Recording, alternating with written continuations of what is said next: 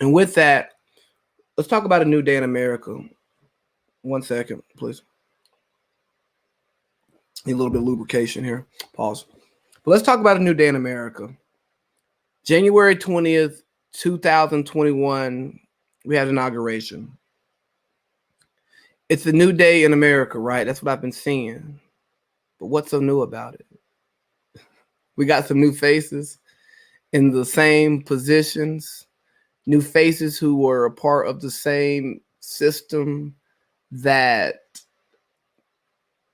tells us on the surface they're gonna work with us, they're gonna fix our problems, they're gonna support us, but at the end of the day, they still look out for their own personal interest. Is that what we are celebrating? Don't get me wrong. Don't get me wrong. Um, I support some of the symbolism, right?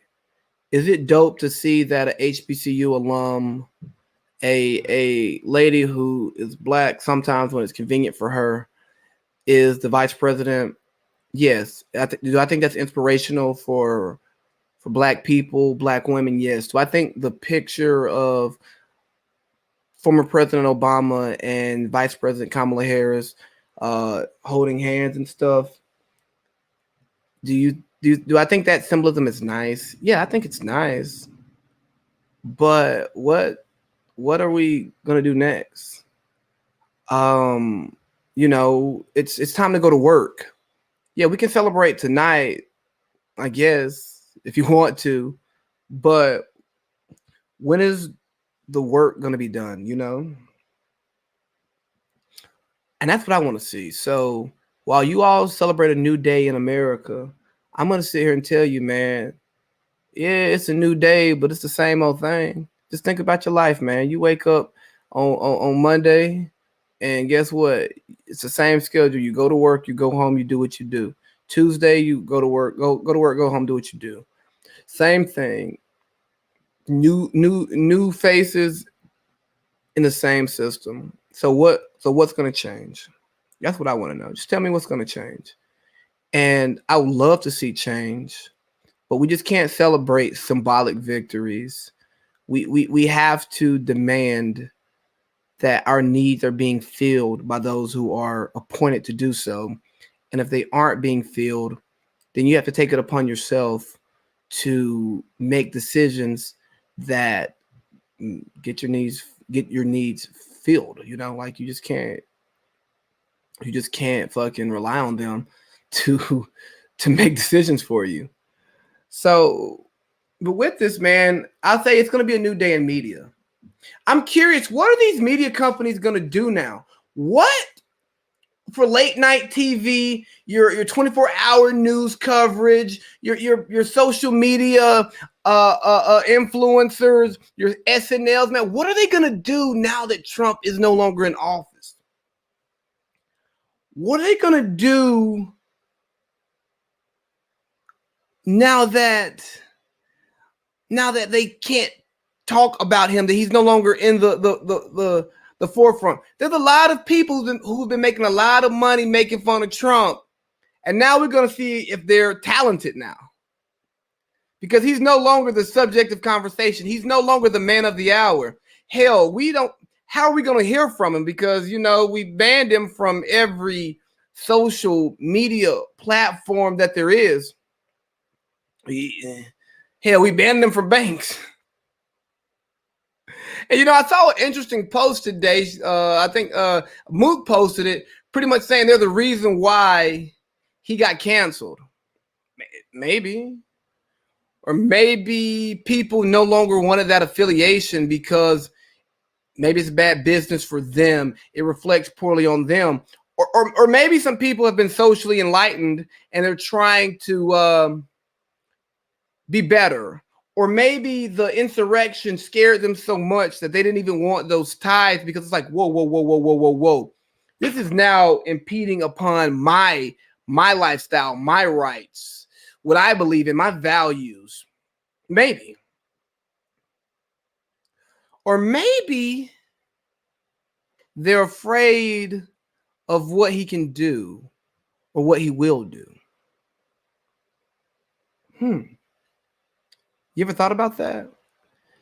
Do you feel that because he has so much influence, so much power, so much information now, that he's being silenced because he could shake the room? He could rob the powers that be the control that they have. Because we've obviously seen that he's had people who badmouthed him, said terrible things about him, says he shouldn't be the leader of our nation, back him. If you look at Ted Cruz, the many things that Trump said about Ted Cruz, spoke about his wife being unattractive. And then all of a sudden, once he becomes a powerful individual, Ted Cruz is speaking highly of him. Same with Lindsey Graham. He waffles every other week about how he feels about him publicly.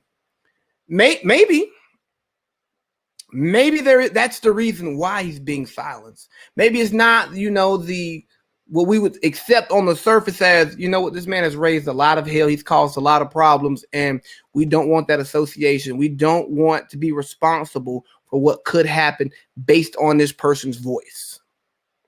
Maybe. I don't know. I tend to stay away from conspiracy theories. But I mean, I'll throw it out there. Maybe it's something that y'all might subscribe to. Maybe it's something that makes you think. So sit with it for a while. But if you think he's actually gone for good, you're absolutely insane. If you don't think he's going to find the means to get his voice out there, to continue rallying up his cult, you're crazy.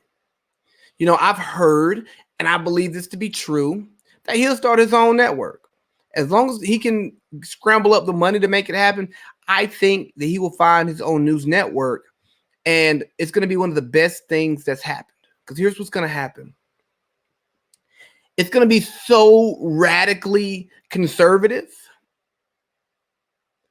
that Fox News will be able to pivot into an actual middle-of-the-road news network. Because what's going to happen is his radical conservative network is going to take so much of that following. And they're going to need something. They're going to need something to maintain their relevance. And what they do is they pin themselves as the media network for the moderate, the common man's network. And then maybe that will create some balance in the media. But some more things about this new day.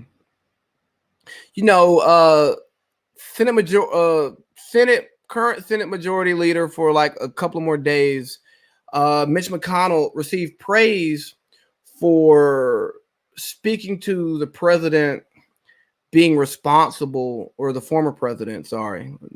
My bad, President Biden. Forgive me, please. Shout out to the Niblets.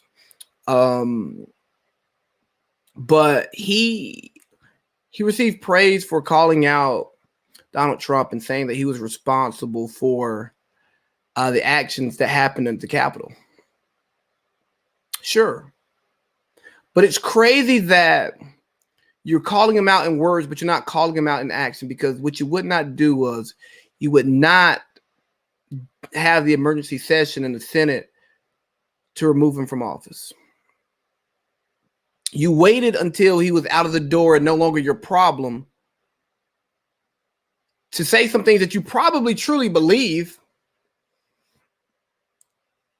Because why? What's the consequences? There is no consequence.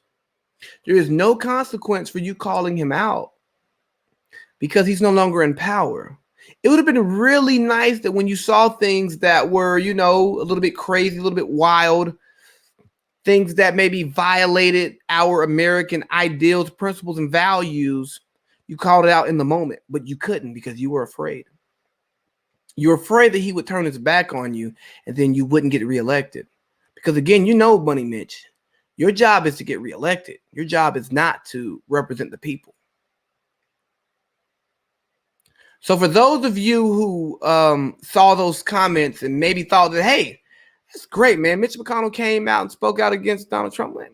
No, he did not speak out against Donald Trump in a way that matters. He just spoke out against him because he could, because he's no longer a threat. He's no longer in power. And guess what? He's so damn old that the party has no more use for him.